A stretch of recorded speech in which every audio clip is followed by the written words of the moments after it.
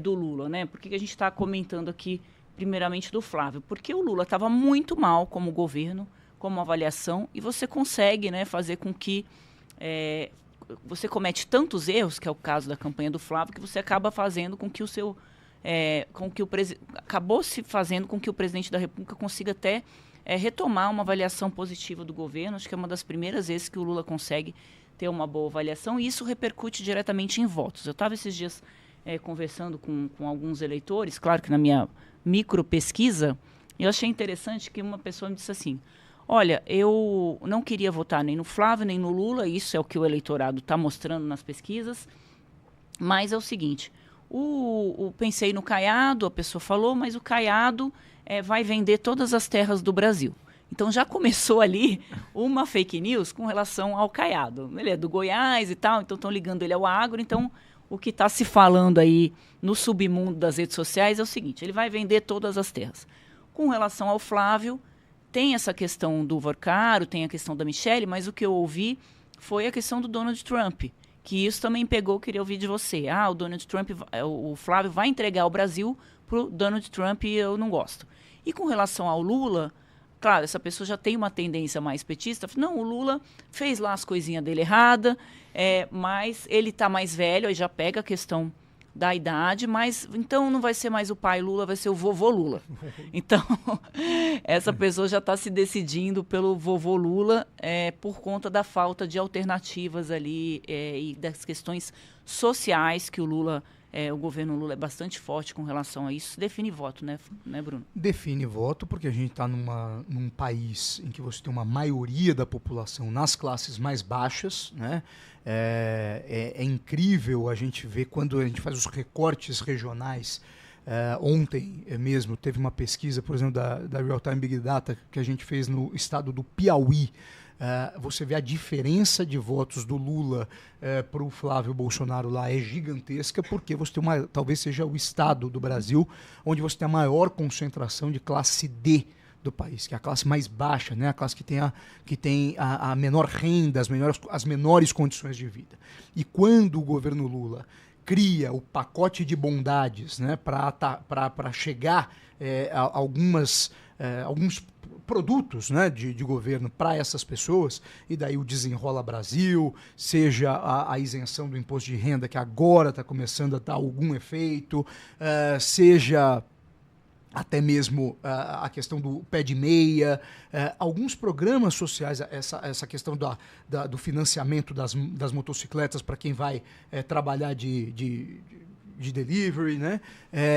Essas medidas elas acabam impactando nesse eleitorado. E se não está tão bom, Andressa, sabe qual que é o grande problema? É que o brasileiro, esse é um sentimento que eu tenho visto, principalmente nas pesquisas qualitativas, que o brasileiro está com um sentimento meio letárgico. É aquela coisa, sabe, eu olho para o futuro, eu vejo que não vai ser bom com nenhum nem com o outro, ninguém me inspira. Eu vejo o futuro refletir o passado. Exatamente, né? Ninguém me inspira nenhuma confiança de fato. Então, talvez o que eu precise agora é de terra firme. Não preciso de grandes promessas, mas alguma coisinha já diferencia o jogo. E eu acho que é aí que o Lula tem crescido nas últimas medições, né? Porque alguma coisinha está chegando. É muito pouco para a gente discutir um país com o potencial que o Brasil tem. Bruno, vou te interromper um minutinho, Claro. A gente precisa chamar o break. E quem está no YouTube continua com a gente. O pessoal que está assistindo pela TV, logo, logo a gente está de volta. Vamos lá. Mas é isso que a gente estava dizendo, é um pouco desse sentimento de um desgosto, sabe? As pessoas querendo que a vida fosse melhor, sabendo que o país tem condições para proporcionar isso, mas, Andressa, quando você espreme tudo e olha para aquilo ali e fala, talvez seja bom, pelo menos ter o pé de meia aí, tem um desenrola, vai me ajudar a pagar a dívida que eu tinha. Se isso não salva a vida, pelo menos ajuda. Vai quebrar o caixa do governo no próximo mandato, Exatamente. Mas eleitoralmente... Essa irresponsabilidade que fez, isso é muito importante a gente relembrar, né?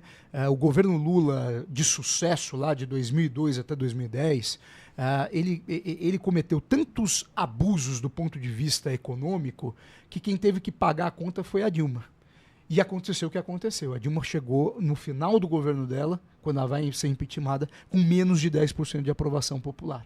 Porque as pessoas estavam vendo que aquilo ali não tinha mais nenhum futuro. E é aí que a direita aposta, Bruno. Então tem ouvido muito assim, é melhor que a esquerda ganhe, porque vai afundar economicamente, não tem dinheiro para pagar esse tanto de medida que o governo criou agora, toque de caixa, para poder aumentar a popularidade do Lula. Deu certo, mas não tem nada que tenha compromisso com as contas públicas do país, né? Claro, todo mundo sabe em casa, se você gasta mais do que você ganha, né? E não vai ter desenrola para o próprio governo federal para sair dessa encrenca. O governo está precisando fazer um para as dívidas do governo, né? Exatamente. Um desenrola gigantesco. O próprio desenrola. Aliás, o desenrola também ajudou o Lula, né, com relação aos votos, porque muita gente conseguiu sair aí do vermelho por conta dos descontos bastante altos, né, que os bancos ofereceram para que as pessoas saiam do endividamento. Que precisaria agora ter um programa, né, para que as pessoas saibam, né, lidar de educação financeira, né, se fosse uma coisa séria, não só eleitoreira, um programa de educação financeira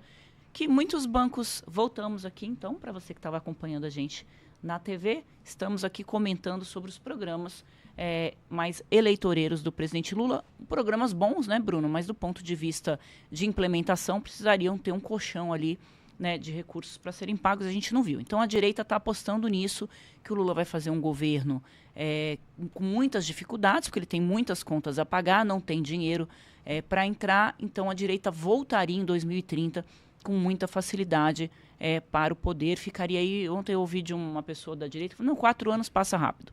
Então a gente aguenta aí... É muito frágil, né, o pensamento da oposição, né? Um governo que você está dizendo que... O governo que agora está comemorando que passou em 1% a aprovação em relação à desaprovação. Significa que ficaram 4 anos aí, poderiam já estar construindo, a oposição construindo uma plataforma de governo para o país, pensando em desenvolvimento, pensando em que o Brasil tem potencial de crescimento, e agora querem esperar mais 4 anos. Será que daqui 4 anos a realidade é essa mesmo? Pois é, para dizer que vão recuperar, né? Vai recuperar? Porque se daqui 4 anos estiver muito afundado, a chance da direita voltar. Se fizer um bom governo e permanecer no governo, é muito bom. Dura que a qualidade da direita realmente está muito ruim.